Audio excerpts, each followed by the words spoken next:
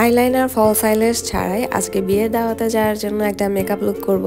একেবারেই minimal product use করব, minimal but elegant একটা মেকআপ লুক করব। Let's start. প্রথমে আমি আমার ফেসে ময়শ্চারাইজার অ্যাপ্লাই করে নিব। যেহেতু উইন্টার সিজন চলছে, ময়শ্চারাইজার তো ম্যান্ডেটরি। অ্যাকচুয়ালি উইন্টার সিজন বলে না, উইন্টার হোক সামার হোক যে কোনো সিজনেই ময়শ্চারাইজারটা অ্যাপ্লাই করতেই হবে। অনেকে মনে করে যে ময়শ্চারাইজার অ্যাপ্লাই করলে ফাউন্ডেশনটা ঠিকঠাক মতো বসবে না ফেসে, এদিক সেদিক চলে যাবে বা উঠে উঠে যাবে, গ্রিজি হয়ে যাবে, ক্র্যাক করবে। আসলে কিন্তু না, ময়শ্চারাইজার না দিলেই বরং ক্র্যাক করে, ভালোভাবে বসতে চায় না। তো যাই হোক, ময়শ্চারাইজার দিয়ে নিলাম অ্যান্ড অনলি 1 ড্রপ ফাউন্ডেশন দিয়ে নিলাম। অ্যাজ ইউজুয়াল আমি যেটা পছন্দ করি, সবসময় আমি 1 ড্রপ ফাউন্ডেশন দিয়েই মেকআপটা কমপ্লিট করার চেষ্টা করি। এক গাদা ফাউন্ডেশন বা মেকআপ ব্যবহার করলেই যে একদম বেসটা খুব সুন্দর হয় বা মেকআপটা সুন্দর লাগে এরকম কিন্তু কিছু না। ফাউন্ডেশনের শেড যদি ঠিক থাকে স্কিন টোনের সাথে এবং ফাউন্ডেশনটা যদি ভালো মানের হয়, তাহলে একটুখানি ফাউন্ডেশন দিয়েই কিন্তু হয়ে যায়। এখন আমি ফেসে ব্যবহার করছি কনসিলার। আমার যে স্পটের এরিয়াগুলো আছে এবং আনইভেন স্কিন টোন আছে যে এরিয়াগুলোতে, সেই এরিয়াগুলোতে কনসিলারটা দিয়ে নিয়েছি এবং খুব ভালোভাবে বিউটি ব্লেন্ডারটা দিয়ে ব্লেন্ড করে নিচ্ছি। একেবারে মিনিমাল কনসিলার ব্যবহার করেছি, একদম ন্যাচারাল একটা শেডও ব্যবহার করেছি। এবারে কনসিলার প্লাস ফাউন্ডেশনটাকে সেট করে নিব, তার জন্য একটা লুজ পাউডার ব্যবহার করছি। একেবারে নর্মাল একটা লুজ পাউডার ব্যবহার করছি আমি এখানে। কনসিলার দেওয়ার পরে লুজ পাউডারটাকে খুব দ্রুত সেট করে নিতে হবে, আর নয়তো চোখের উপরে এবং নিচে একটা ক্র্যাক করার সম্ভাবনা থাকে, মানে মেকআপটা জমে যাওয়ার পসিবিলিটি থাকে। এছাড়াও ফেসের যে এরিয়াগুলোতে ভাঁজ হয়ে যাওয়ার টেন্ডেন্সি আছে, সেই এরিয়াগুলোতেও কিন্তু মেকআপটা জমে জমে যায়। এবারে আইব্রোটাকে সেট করে নিচ্ছি। আর এখন তো ন্যাচারাল মেকআপের ট্রেন্ড চলছে, যার মেকআপ যত বেশি ন্যাচারাল তার মেকআপ তত বেশি সুন্দর। আইব্রোটাকে ড্র করার পরে এটাকে সেট করে নিলাম একটা কনসিলার দিয়ে। তাছাড়াও আপনার ন্যাচারাল যে আইব্রোটা আছে সেটাকেও যদি আপনি কনসিলার দিয়ে সেট করেন, খুব ভালোভাবে শেড দিয়ে ড্র করেন, তাহলে দেখবেন যে এমনিতেই সুন্দর লাগবে।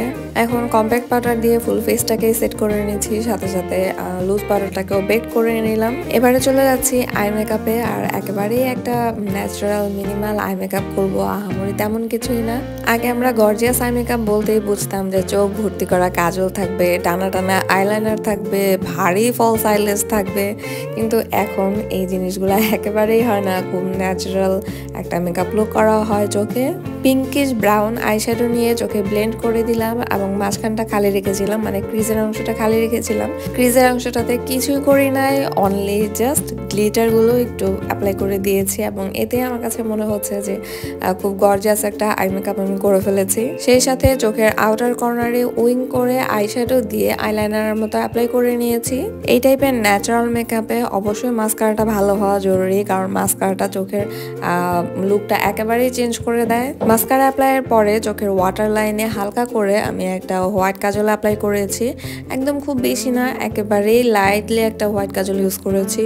ব্যাস, চোখের সাজ এইটুকুই। এবার চলে যাচ্ছে আবারও ফেসের মেকআপে। হালকা করে কন্ট্রোল করে নিলাম এবং আমার পছন্দের সবচেয়ে পছন্দের মেকআপ ব্লাশ অন অ্যাপ্লাই করে নিলাম। সেই সাথে হাইলাইটার অ্যাপ্লাই করে নিলাম। যেহেতু উইন্টার সিজন চলছে, তো মুখ ভর্তি করে হাইলাইটার অ্যাপ্লাই করলেও কোনো সমস্যা নাই। যেহেতু রেড কালারের শাড়ি পরবো, আর রেড কালার শাড়ির সাথে রেড কালার লিপস্টিক বা কোনো নুড কালার লিপস্টিকও খুব ভালো লাগে। তো আমার কাছে মনে হয় রেড কালার লিপস্টিক তো পরেছি অনেকবার রেড কালার শাড়ির সাথে, তো আজকে একদমই নুড কালারের একটা লিপস্টিক অ্যাপ্লাই করব। আর এই টাইপের লিপস্টিক কম্বিনেশন তো এখন মোস্ট ট্রেন্ডি, অবশ্য ভালোই লাগে। আমিও রিসেন্টলি এই টাইপের লিপস্টিক কম্বিনেশন অ্যাপ্লাই করা শুরু করেছি।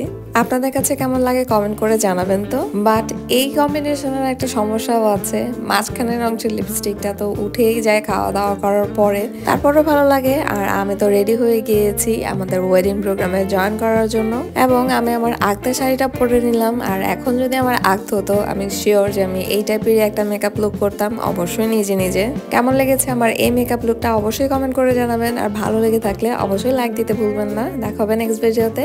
আল্লাহ হাফেজ।